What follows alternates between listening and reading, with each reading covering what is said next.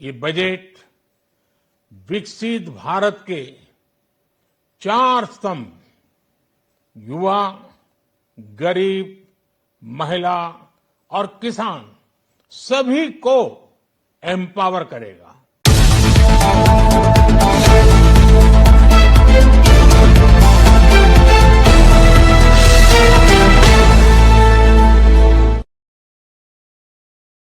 आज का ये बजट इंटरिम बजट तो है ही, लेकिन ये बजट इंक्लूसिव और इनोवेटिव बजट है। इस बजट में कंटिन्यूटी का कॉन्फिडेंस है। ये बजट विकसित भारत के चार स्तंभ युवा, गरीब, महिला और किसान सभी को एम्पावर करेगा। निर्मला जी का ये बजट देश के भविष्य के निर्माण का बजट है। इस बजट में 2047 के विकसित भारत की नींव को मजबूत करने की गारंटी है।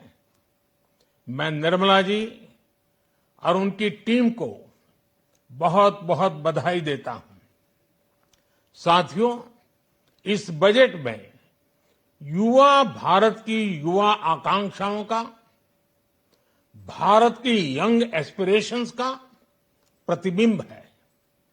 बजट में दो महत्वपूर्ण निर्णय लिए गए हैं।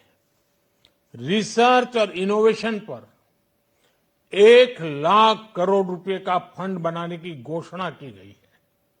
बजट में स्टार्टअप्स को मिलने वाली टैक्स छूट के विस्तार का भी ऐलान किया गया है। साथियों, इस बजट में फिस्कल डेफिसिट को नियंत्रण में रखते हुए कैपिटल एक्सपेंडिचर को 11,11,111 करोड़ रुपए की ऐतिहासिक ऊंचाई दी गई है। अर्थशास्त्रियों की भाषा में कहें तो एक प्रकार से स्वीट स्पॉट है। इससे भारत में 21वीं सदी के आधुनिक इंफ्रास्ट्रक्चर के निर्माण के साथ ही युवाओं के लिए अनगिनत रोजगार के नए अवसर तैयार होंगे। बजट में वंदे भारत स्टैंडर्ड की 40,000 आधुनिक बोगियां बनाकर उन्हें सामान्य यात्री ट्रेनों में लगाने का ऐलान किया गया है। इससे देश के अलग अलग रेल रूट पर करोड़ों यात्रियों में आरामदायक यात्रा का अनुभव बढ़ेगा। साथियों, हम एक बड़ा लक्ष्य तय करते हैं, उसे प्राप्त करते हैं और फिर उससे भी बड़ा लक्ष्य अपने लिए तय करते हैं। गरीबों के लिए हमने गांवों और शहरों में 4 करोड़ से अधिक घर बनाए। अब हमने 2 करोड़ और नए घर बनाने का लक्ष्य रखा है। हमने 2 करोड़ महिलाओं को लखपति दीदी बनाने का लक्ष्य रखा था। अब इस लक्ष्य को बढ़ाकर 3 करोड़ लखपति दीदी बनाने का कर दिया गया है।